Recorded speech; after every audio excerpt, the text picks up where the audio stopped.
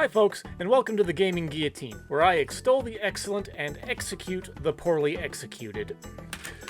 Speaking of poorly executed, I really think 2025 might be one of the worst possible times to get into PC gaming. I don't know for certain if that title will stand up when documenting the historical records, but between the tariff nonsense that's taking place, global supply chains being interrupted as a result, availability of GPUs fluctuating wildly, and now RAM components are causing prices to spike, and you have an environment where staying on top of all the information as a PC builder is quite frankly exhausting. But to a minor degree, we've been here before. Or should I say, a minor degree. Like with ER. Like graphics card. Okay, look, I thought it was... What I mean is, thanks to the crypto fad and all the people buying GPUs a few years ago, on top of globe-scarring pandemics and other factors, we've seen similar supply and demand fluctuations, albeit for different reasons, which is why I'm just as passionate now more than ever to see the potential of older and lower-end hardware. On that note, in doing research and acquiring parts for various video projects, I came across probably one of the worst graphics cards available on the market.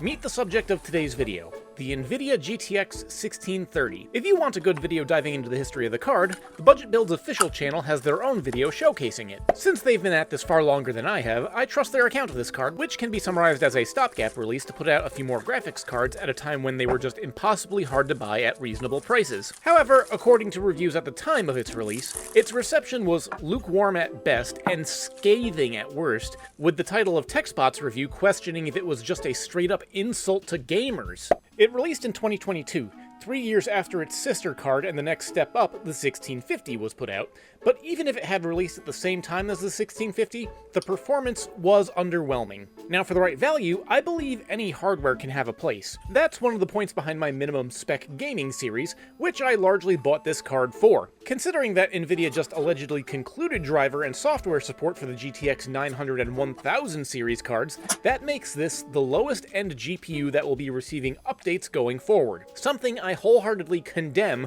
while the GTX 1050 Ti, the 1080 Ti, and the 1070 exist. But unless I become a stockholder, I doubt NVIDIA gives half a sugar-frosted about my opinion. Anyway, the GTX 1630 comes with a pathetic 64-bit memory bus, 4 GB of VRAM, but surprisingly that VRAM is GDDR6, possibly the only thing it has above other members of the 1600 class card group. The one thing about them is that most models don't require external power, meaning it's usable in office PCs or other machines that just don't have a suitable power supply. Another plus was that these cards have video encoding, something that's not always a given on lower-end cards. Finally, when they came out, they were outright condemned for their prices. While some sources put their cost at the time of about $150, they were regularly sold for around $200, though that was probably in part due to the general shortage. But knocking that price means that the performance must have been abysmal, something we'll have to see as we check out today's selection of benchmarks.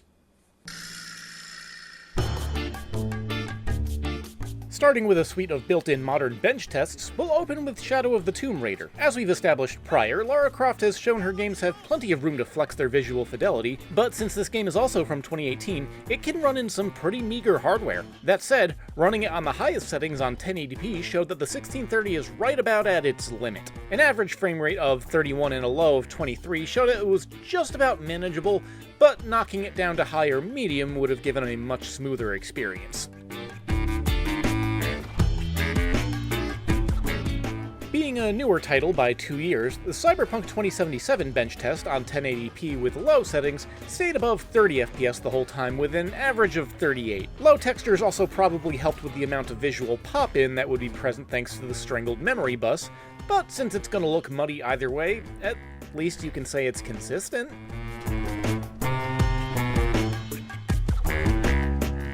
Red Dead Redemption 2's bench test was even more heavy-hitting than Cyberpunk's if you can believe it. On low texture settings at 1080p, the average was 30 and the low was 21. In spite of the relative modernity of the 1630, this is one of many titles where your best friend would probably be 720p resolutions. Nonetheless, I stuck to 1080p with most everything since that's what most people have as a default display resolution, and if someone was unaware of all the nuances of PC components and settings, how much could they feel scammed if this is the card they got?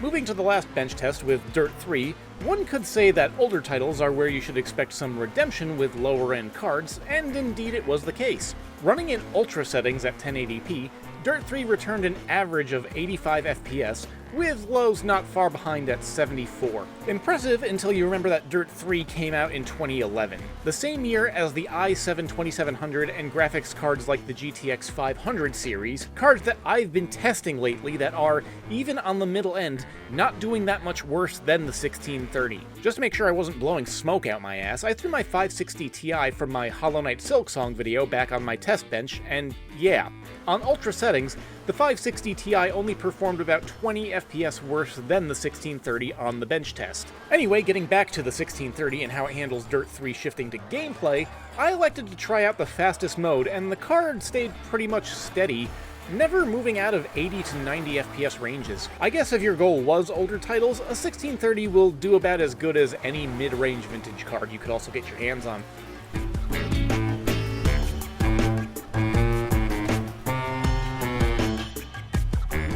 Jumping up a couple years with another racing game, Wreckfest's hardest test of the opening battle for position could see us going down to just below 40 FPS on 1080p high settings. Once out of the pack as usual, we could see the performance rocket up to about 85 FPS. An average of about 65 was perfectly fine and playable, but looking closely at the footage after the fact, things can still look pretty muddy. Just don't scrutinize it too hard and try to focus on playing the game.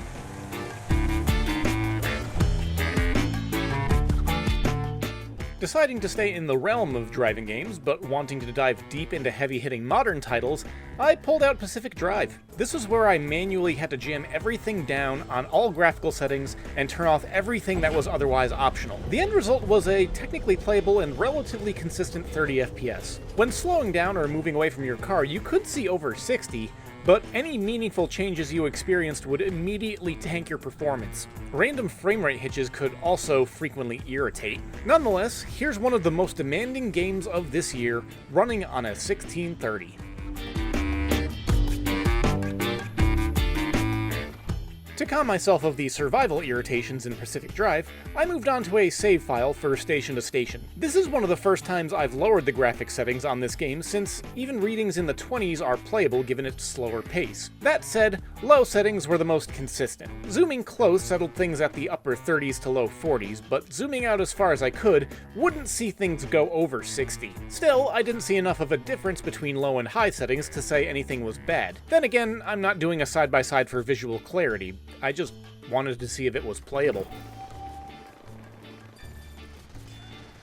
Speaking of playability, the closest thing I do to esports is Team Fortress 2. Granted, this game is older than Dirt. Literally, this game predates Dirt 3 by about 4 years. Nonetheless, at its most hectic moments, the frame rate stayed above 120 at the highest settings. The worst I can say is, again, not about the hardware, but about Valve's matchmaking.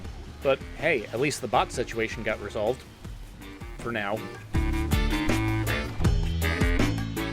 Going from a bombastic and chaotic shooter to one that's more mellow and contemplative, Metro Exodus varied wildly in its performance. Electing for low settings was the right choice, as the game's wider or more active moments saw frame rates tank to the mid-30s. However, tighter environments or more subtle areas of stealth could see rare examples where we got over 80 FPS. 4A Studios is just damn impressive when it comes to their technical efficiency. I would have delved further, but I started experiencing issues with my cloud saves for the game, so I'm probably gonna have to settle that one between this and my next video. But finally, can the 1630 play Crysis? Well, Crysis Remastered on medium settings was not a great showing, but it wasn't terrible either. Covering yourself in foliage or triggering explosives could see dips to 45 FPS, but 55 to 65 was the comfortable range. Of a side note though, according to Budget Built Official, original Crysis, as in not remastered, doesn't even work on modern NVIDIA cards anymore, partly due to the ongoing driver support. It's kind of funny to think about. One of the few reasons to track down this card will actually make Crysis unplayable. How's that for irony?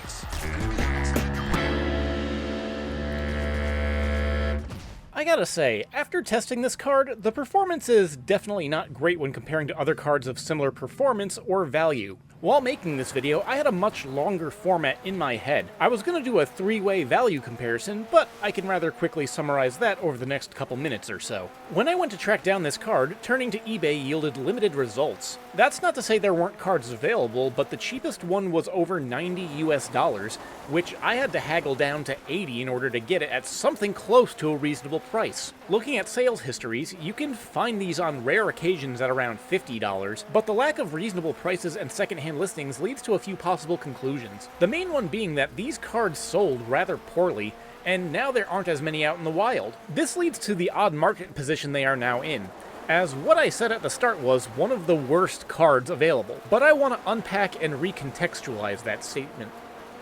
I share the opinion of many in that there are inherently no bad cards, just bad prices, and the GTX 1630 in an ideal environment would never cost more than $100 in the new market and should never be over $40 in the used market. The only thing this card has going for it is that it's receiving driver updates, but when placed into a position of raw performance, it quickly shrivels in the face of other cards. Three other GPUs I have on hand that are within the same area of performance are the R9 280X, the GTX 960, and the GTX 1050 Ti. Not including the 960, I actually spent most of my time yesterday bench testing those two cards. The results, well, the 1050 Ti, which is still running the same drivers as the 1630 I might add, performed better in every aspect and is available easily for about $50 on eBay. The R9 280X, by comparison, performed a little worse than the 1630, but not by much. I also only had to pay $6 for one. With that little tidbit of information, we find an environment where the GTX 1630 has almost no reason to exist. The only reason I could see owning one in the current environment for your own personal enjoyment is as a collector's piece, as a footnote for the environment it was released in. It performs worse than cards that are cheaper and far more abundant than it. For the same price, you can easily get a GTX 1070. For lower power options, a 1050 Ti or 1650 are both available with PCI power only and perform better. And the 1650 is also getting driver support and barely costs anything more than a 1050 Ti under the right listings. Unless you see a 1630 for $30 or less, I say don't bother.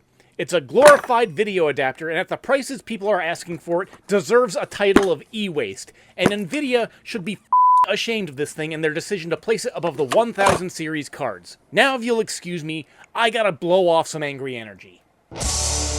Hey, thanks for sticking around all the way to the end. Remember that I give away Steam keys with my regular weekly uploads, and all you have to do to enter is leave a comment and have contact info on your YouTube profile. But as always, thanks for watching and keep your head on your shoulders.